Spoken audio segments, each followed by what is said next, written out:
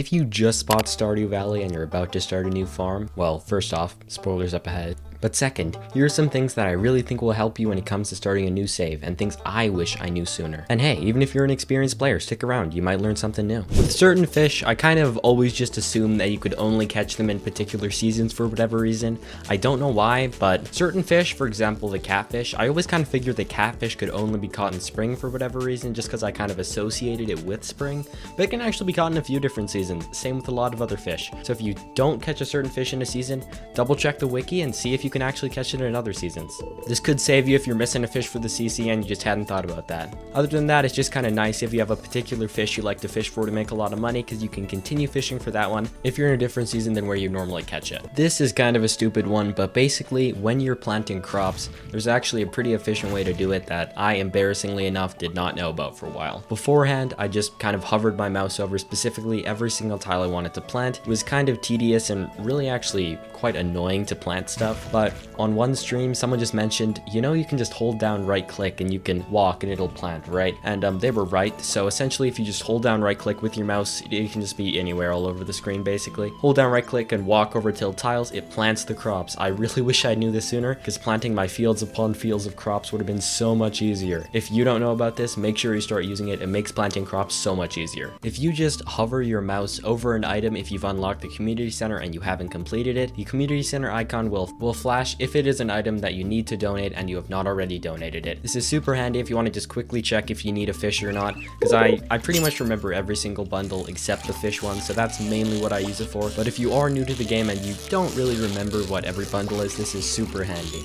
If you want to set up a keg empire because you just watched my video on how to make a ton of money and you plan on setting up ancient fruit, but you just spent all your money buying copper and iron to make said keg, so you don't have any money to buy sheds, you can actually place your kegs all over the map. For example, Ginger Island, the quarry, the bus stop, even barns if you already have a barn lying around and you don't have a ton of animals in it. So you don't need sheds. I personally just use sheds for money making because they're a lot easier, since with the other designs you're kind of running all over the place since it's kind of jagged, I guess that's the best way to describe it. So this isn't as efficient harvesting and replanting wise, but it's still pretty good and better than nothing. Do keep in mind for certain areas though that NPCs can stomp all over your kegs and destroy them. Sorry to interrupt, but this is important. I made a bet that if I reach 60,000 subscribers by the end of this month, I will change my profile picture to a combination of my profile picture and my mortal enemy, Haley. If you're not sure yet, feel free to watch the rest of the video and decide, or check out some of my other stuff. I have tons of other Stardew Valley videos just like this one. Thanks guys. And continuing on with NPCs destroying placed items,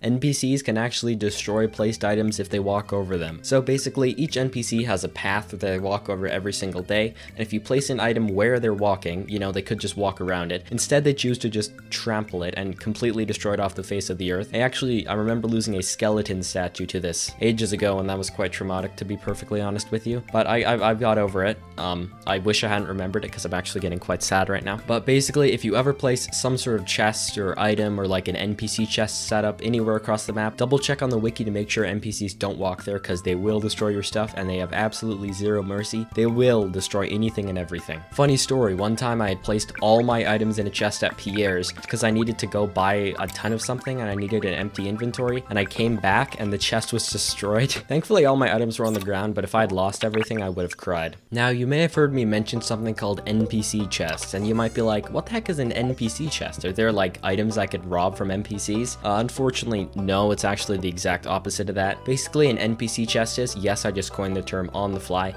it's basically a chest you place near where an NPC normally hangs out, and you put loved gifts of theirs in it. That way you don't forget about gifting them and you leave it till the end for perfection, because that is kind of what screwed over my 100% perfection run and why I currently sit at 93% completion. So you can just leave something Pierre loves somewhere in Pierre's store, make sure it's out of the way because you don't want it getting destroyed, and then every time you walk in you can grab something, give it to Pierre, and keep raising the friendship. The chest itself serves as a good reminder because I'm pretty forgetful gifting wise, so it's a great reminder and also just very convenient to instantly have the item on me. I don't have to clog up a bunch of inventory spaces carrying around all the items I need to gift. Did you know that in the greenhouse you can actually place more than just crops? You can actually go ahead and plant trees basically anywhere. However, obstacles in here work slightly differently than outside. So as you know, fruit trees outside, you need to give them a 1 tile buffer zone around them so they can grow. However, in the the greenhouse, these little boxes around the edge, you can actually plant trees right next to them for whatever reason. So instead of having whatever 6 trees you'll be able to have, if you do count the obstacles as things you cannot plant, you can actually double that and get all the way up to 12 trees down. And with all of those new fancy fruit trees, you can actually use them as super easy gifting. And if you also have the fruit bat cave, then you'll be able to get even more gifts. So basically, if you didn't know, all fruits in the Stardew Valley are a universal like. So it's not the maximum tier, not a love, it is a liked gift though, which gives you a decent amount of friendship. So essentially what you do is you reach level 10 forging, and you get the perk that makes every single forgeable you collect iridium quality. Then you collect every single fruit in your bat cave, and you have a ton of iridium quality gifts to give to NPCs. And if you didn't know, if you let a fruit tree grow for 2 years, then all of the fruit drops will be iridium quality, giving you even more. So I normally try to plant all of the same amount of trees, that way it stacks in my inventory nice and neatly. This is why the fruit bat cave method isn't actually optimal and you want to do the tree method instead. But if you don't have a bunch of trees down or you can't afford it yet, the fruit bat method is also pretty nice. Like I mentioned earlier, I'm pretty forgetful gift wise, so if I just have something in my inventory at all times, I can just give to any NPC and I'll know they'll at least like it. Giving me minor friendship gains, I'd rather do that than nothing. Honestly, this tip helped me along a lot with friendship, but since I had forgotten some characters, it just wasn't enough. Since they weren't walking around the town daily, I wasn't seeing them reminding me to gift them. That's kind of what screwed me over in the end. So, fun fact, you actually don't need a silo for animals. So I'm the type of guy who's just kind of lazy, and I don't really like building silos, and fun fact, you don't even need to, and it actually benefits you to not build one. So essentially, if you just go ahead and build yourself a coop, drop it in the field of grass that you didn't cut down thanks to my previous videos, and then just open the door. Now basically animals will just walk outside, eat the grass, and they actually get bigger friendship gains doing this than just eating inside. So it's a benefit, and it's cheaper for you since you don't have to be buying hay or building a silo. Once you upscale your operations and you have a lot of animals, this isn't really viable, but early game it does kind of save you a bit of time and a decent bit of money, depending if you had to buy hay since you accidentally hoed all your grass. And you know what, I think I need to say this again. I know I've said this so many times, pretty much in all of my tip and tricks video, but I need to continue saying it. Never ever cut grass early game. You can transfer that grass into valuable hay, which you can use to feed your animals, or for example, feed the animals without even need to turning it into hay. So basically just never cut your grass until you have at least a silo down. So this was not a mistake I made personally, but I actually saw a few people comment this, so I am gonna include it. I think I even saw, I believe it was Charlie Barley, say that she didn't know how to do this. So basically, when crops die at the end of seasons, if you did have crops planted, you can clear them by using a scythe instead of pickaxing them all. This obviously saves a ton of energy, it's so much easier, but people didn't know this, or at least some people in my comments didn't know this, so I thought I would just tell you in case you didn't know. I hope you're not doing this, that'd really suck. You can only catch one of each legend fish per save, per player. So if you are a multiplayer, you can technically get multiple, but I'm assuming you're a single player. So if you do catch a legend fish, don't sell it because you can actually not get it back. So chuck it in a fish tank, save it. Just don't sell it because it's not worth a couple thousand gold to potentially lose an irreplaceable item on your save if it does end up to turn into like a really nice save that you play a long time into the future. Only certain crops should be put in the keg. You don't want to be putting like parsnips or other random stuff like that in the keg. Basically, the keg is the best for putting in valuable crops. You don't want to be putting in cheap crop. You want to save it for ancient fruit, star fruit, and stuff like that. You, of course, can use beer because it does take less time to make, but generally as a rule of thumb, put in valuable stuff into kegs and cheap stuff into jars. If you need a lot of hardwood early game, or you need, for example, a forageable that can only spawn in the secret woods, or you just need more chances to get said forageable, you can actually glitch into the secret woods early just by heading right here, placing a chair, jumping on the chair, and heading on in. There's actually nothing stopping you from straight up just walking in, no invisible barriers or anything. This is insanely useful for the aforementioned reasons. And you can also catch the wood skip, another benefit I hadn't even thought of. This is a mistake I made fairly often, and sometimes I do make the tactical choice to do it, but I generally try to avoid it, and that is buying the backpack before the first strawberry harvest, or basically before the egg festival. So if you didn't know, the egg festival is a pretty critical event in Stardew Valley, especially in the first year, because that's where you buy strawberries, and strawberries make huge amounts of money. Pretty much the most profitable spring crop, definitely the most profitable spring crop year one. And when you lose 2,000 gold to the backpack, sure, it's pretty helpful, but you also have, that's 20 less strawberries to make you money. You'll obviously return on investment way heavier from the strawberries, at least initially. Obviously the backpack will help you more long term, but I think it's definitely worth it to go for the strawberries first, because normally I can even finish the mines with just one backpack upgrade, so it's not really a huge issue for me at least. Might be for you, so if you really need to get it, go for it. generally waiting another week or two to buy it isn't a huge deal for me at least. So if you are on PC, or you can even do it on console kind of, and you're using a sword right now, stop. Hammers are so strong, and I'll tell you why. So basically, hammers are always kind of underrated a little bit because of their slow swing speed, even though they do deal more damage. Most people overlook them because of their aforementioned slow swing speed. However, there's actually a few tricks you can do to make them completely and utterly overpowered. The first off is animation canceling. I do have a tutorial on that, so it's going to be down in the description down below, or just search for it on YouTube and it should come up at the top. The other one, and the one that anyone can do, is the hammer combo. Essentially, when you right click, it does 2 hammer bonks instead of 1. It does have a little bit of a cooldown, but you can reduce that at combat level 10 with the acrobat perk that halves the cooldown. Then you can also take off another half with the enchantment called Artful, which reduces it by another half. So once you get the cooldown down, it's only 1.8 seconds, which is really short, so you can be doing it insanely quickly. And hammers deal massive knockback, so enemies are normally back around you by the time the weapon is recharged, so it's perfect timing. And let me tell you why it's even more overpowered than you might think. So 2 bonks is already pretty good, but actually every single click you do while the hammer is like doing the animation for bonking twice actually counts as another hit. So you can do like 10 to 15 hits with the hammer in a single second, which is obviously insane. You can one-shot basically anything. Like right here, I'm gonna have on screen me just absolutely obliterating monsters in Skull Caverns. Field snacks are a seriously underrated item in Stardew Valley, probably just because you unlock them at a fairly low level, so you probably just assume they're useless. And to be fair, they are pretty useless endgame, but in the early game when you unlock them, they're actually super strong. Since they only cost 1 of each acorn to make, they're very affordable, and you can pretty much just chop trees infinitely with this method, since when you chop down trees, you get more acorns, meaning you can craft more field snacks, meaning you can chop down more trees, meaning you can get more acorns, etc. That way you can get basically infinite energy as long as you have trees. Another friendship related one is don't ignore birthdays. Obviously, each NPC has a day they were born in game, and if you give them a gift on that date, you actually get a huge bonus. You 8x's the value of what you give them. So if you give them something worth 100 friendship points, it'll actually be worth 800 friendship points. So if you give them a loved iridium quality gift, you can get insane amounts of friendship points in a single day, so don't sleep on these. You can use this to boost friendship points insanely quickly. Obviously, there's only once per year, so make sure you don't forget them. If you don't want to forget one, go ahead and buy a calendar for Robin, that way you don't forget about it. You don't have to walk all the way out to the general store just to check when someone's birthday is.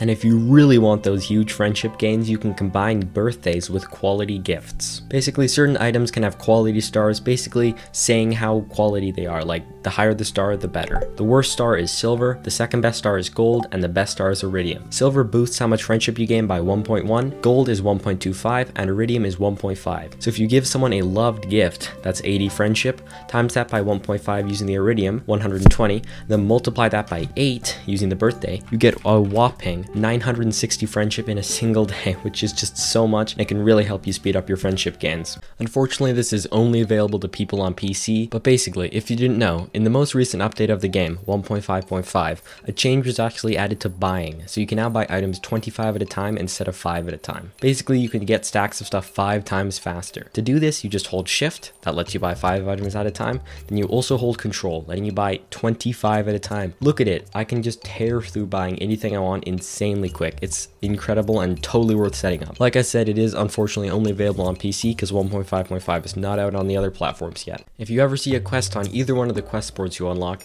don't be afraid to accept it even if you don't think you have the items, since if you do end up failing a quest, you have no downsides. So if you do end up finding whatever item you need just randomly laying in a chest or on your adventures, and you want to complete the quest still, well, you have the quest accepted and you can just head over and do it without having to go to the board again. And if you do end up deciding, nah, I don't think I really want to bother doing this, then there's actually no harm and you can just let the quest run out. There's actually no downsides to just letting it expire. If you just started the game, make sure you do this. It makes your playing way better. It pretty much enhances every aspect of the game, especially mining, since it gives you more of a view. And that tip is, you can actually just zoom out.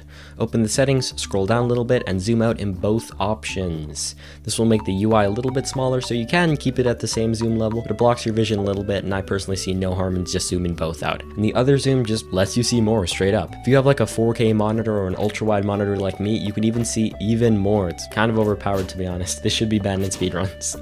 If you ever really need ores, here's a really quick way to get a lot of it. Basically, just head over to the mines. For example, let's say you need copper. you just head down to floor 20 using the elevator, mine all the copper, and then head back up. You just rinse and repeat doing this, because every single time you leave the mines reset, meaning more copper can spawn in. The best floors to do copper on is 20 or 30, the best floors to do iron on is floor 40, and the best floor to do gold on is floor 80. If you are in multiplayer, it does work slightly differently. You need to wait 10 in-game minutes before the mines will reset, so you head in, mine whatever ore you need, leave the mines, wait 10 in-game minutes, and then head back in, and the ore will be regenerated. This is really helpful, especially for me since I make a ton of sprinklers and that needs a lot of gold and iron. You can also find other stuff like quartz, fire quartz, and other gemstones, so it's a pretty decent way to level your mining too. This is a tip for people who play multiplayer out there. Basically, if you first choose your farm, you have the option to choose between shared and split money. With shared money, it means there's one big pool of money for players in multiplayer to draw from when they buy something or upgrade a tool, etc. And split money means each person has their individual money.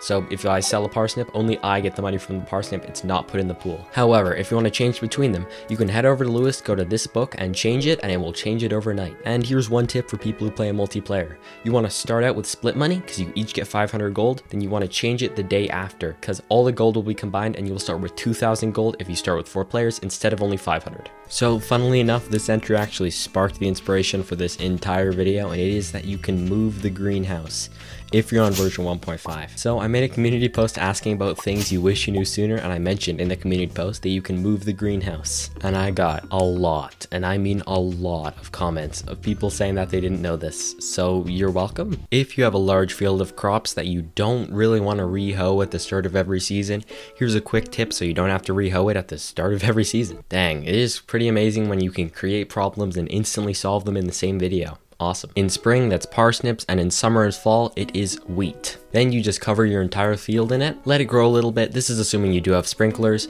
and then when it changes season, it'll turn into the dead crop, which makes it so the tiles do not unhoe, which is super nice because hoeing takes a long time and this is a lot more efficient, because I always spend ages hoeing and watering on the first day of each season. So this allows you to water and hoe all your tiles without having to do it by hand. If for whatever reason you need to farm ghosts, I actually have a few times during my playthroughs in Stardew Valley. The first time I had to do it is because I needed a lot of geodes, and this was the fastest way I knew of at the time to get them, since ghosts have a pretty high chance to drop geodes, and since I had a burglar's ring, it was an even higher chance. However, using a hammer to farm them was absolute agony, because when I did the combo, it would knock them halfway across the map. However, I learned that if I just used an iridium needle or some kind of high tier dagger that one-shots them, just head up and do the ability, it actually one-shots them and keeps them in place. That way they don't go flying across the room and you have to follow them a bunch and wait for them to come back and all that annoying stuff. So this is a way more efficient way to farm them that I learned about when I was doing my 100 days of Stardew Valley. This is coming from someone who used to be a pretty avid player of the Four Corners farm. That was the first farm I started on when I first started streaming Stardew Valley on this channel, and I didn't know for a while, but right here at the bottom, once you unlock a certain level of axe, you can chop down the stump